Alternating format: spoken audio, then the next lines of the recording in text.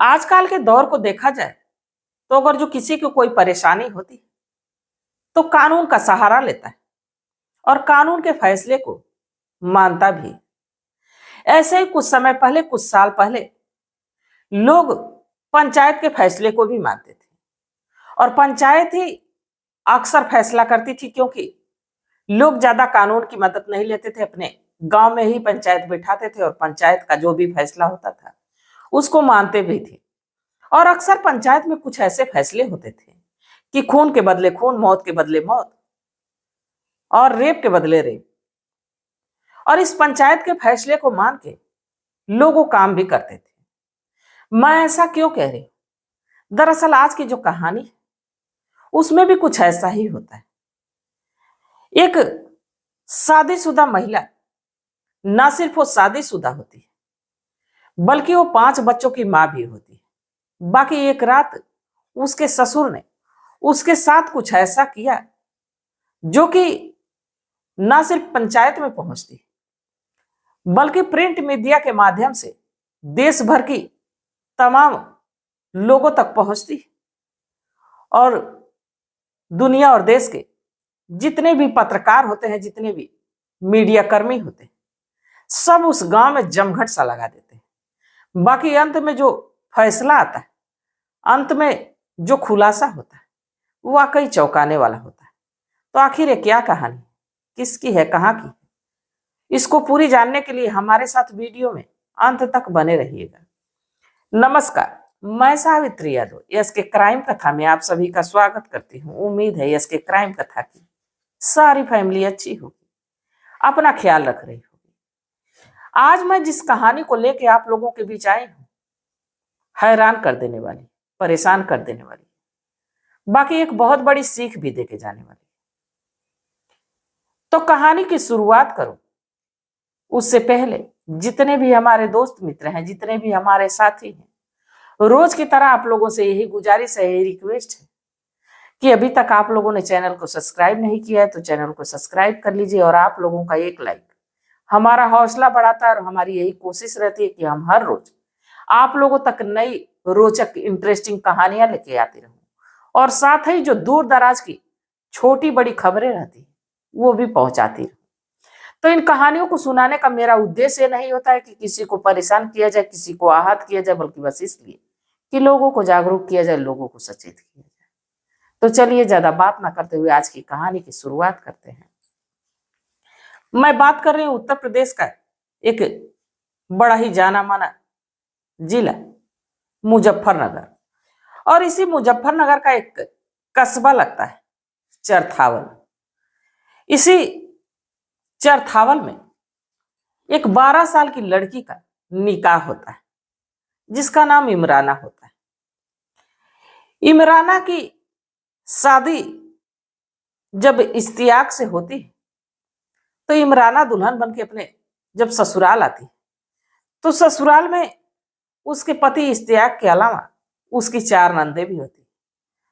ससुर अली मोहम्मद, सास फातिमा, इतने लोगों का परिवार होता है। और जो अली मोहम्मद होता है वो भी रिक्शा चालक होता है और जो इश्तियाक रहता है वो भी अपने पिता के साथ साथ एक रिक्शा चलाता है और इसी से परिवार का गुजर बसर चलता है। सब कुछ अच्छा चलने लगता है, धीरे धीरे वक्त गुजरने लगता है। और जो 12 साल की लड़की ब्याह के इमराना आती है, ये साल से 1.5 साल बाद ही एक बच्चे को जन्म देती है। इसके ठीक 1 साल के बाद दूसरे बच्चे को जन्म देती है और ऐसे करते करते वो लगभग 7 साल के भीतर 5 बच्चों को जन्म देती है। सब कुछ अच्छा चलते रहता है। अबे जो अली मोहम्मद है, ये जब इमराना के इतने बच्चे हो जाते हैं, परिवार की जिम्मेदारी बढ़ जाती है, ऊपर से 4 बेटियां इस अली मोहम्मद की पहले से जिनकी शादी करनी। अब इतना बड़ा परिवार, ये जो अली मोहम्मद है इमराना और इश्तियाक को अलग कर देता है।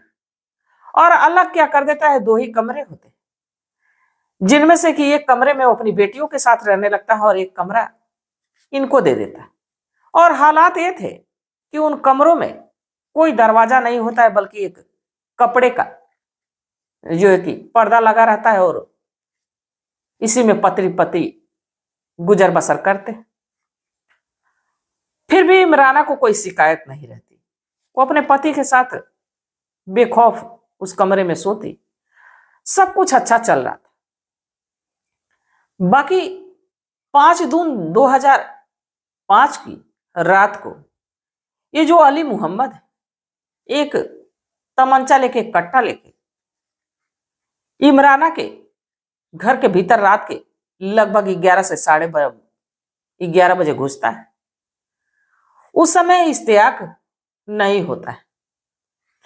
अब जब घुसता है तो इमराना जग जाती है, और जब जगती तो जो उसका ससुर होता है, जिसका नाम अली मोहम्मद होता है, उस कट्टे को दिखाते हुए कहता है कि अगर जो शोर मचाई तो अभी तुम्हारे बच्चों को और तुमको मैं मार दूंगा। इस पे इमराना शोर नहीं मचाती, वो कुछ बोलती ही नहीं। जो उसका ससुर है मोहम्मद अली, वो उसके करीब आता है, और करीब आने के बाद उसके तन से एक एक कपड़े को अलग करता है और इमराना के साथ, यानी अपने ही बेटे के पत्नी के साथ उसका रेप करता है। अब इमराना डर के मारे ना ही कुछ बोलती और ना ही चीखती चिल्लाती और ना ही इसका विरोध कर पाती। रात तो बीत जाती है। बाकी जैसे ही सुबह होती है, इमराना उठती है और सीधे अपने सास के पास जाती, अपनी नंदों के पास जाती और कहती कि उसके पास रात में उसके ससुर आए थे और इतना घिनौना काम किए उसके साथ, जबकि ये जानते कि मैं उनकी बेटे की बहू और ऊपर से मैं 5 बच्चों की माँ भी, हमारे बच्चों को मारने की धमकी देके हमारे साथ गलत काम किए। अब ये बात जब फातिमा और उसकी चारों बेटियां जानती तो इमराना के हाथ पैर जोड़ने लगती, उसके पैरों में गिड़गिड़ाने लगती कि ये बात देखो घर से बाहर ना जाए, वरना हमारी बदनामी तो बदनामी होगी, साथ में हमारी लड़कियों का शादी करना भी मुश्किल हो जाएगा कि जिसका बाप ऐसा है तो उसकी बेटियां कैसी होंगी। अब ये तमाम तरह की बातें इमराना से कही जाती है। बाकी कहते हैं कि ऐसी बातें छिपती नहीं है।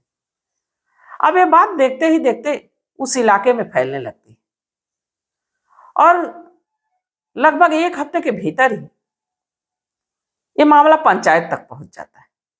और जब पंचायत तक पहुंच जाता है कि इमराना के साथ अली मोहम्मद ने ऐसा ऐसा कुछ किया है, तब यहीं से एक पत्रकार प्रिंट मीडिया के माध्यम से अब ये खबर अखबार में प्रकाशित हो जाती। और जब अखबार में ये खबर आती तब धीरे धीरे करके मीडिया वाले उस गांव में पहुंचने लगते हैं।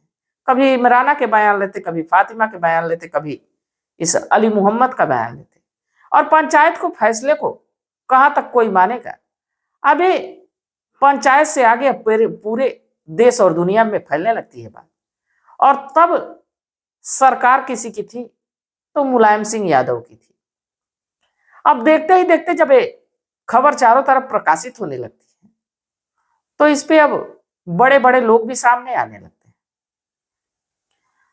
अब ये मामला यहां पहुंचता है कि अब जो इमराना का पति इश्तियाक है, इमराना को लेके जाता है और अपने ही पिता के खिलाफ FIR दर्ज कराता है।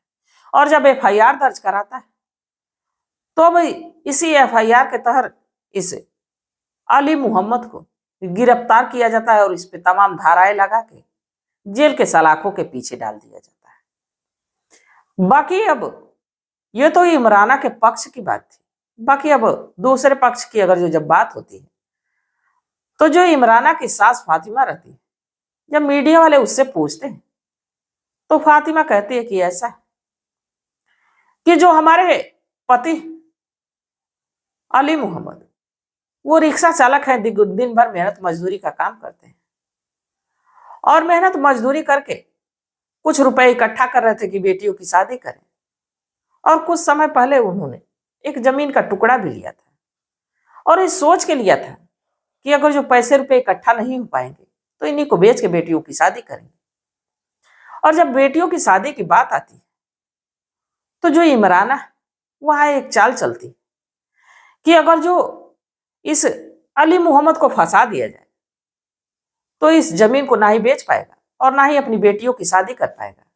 बेटियों की शादी जैसे तैसे होगी या जैसे जो उनकी जिंदगी है जैसे जिएंगी, बाकी वो जमीन का टुकड़ा ये अली मोहम्मद का बेटा इश्तियाक है उसी को मिलेगा कानून के हिसाब से। अब ये चाल इसलिए चलती है उस जमीन के लिए। तो आखिरकार इस कहानी में सच क्या था?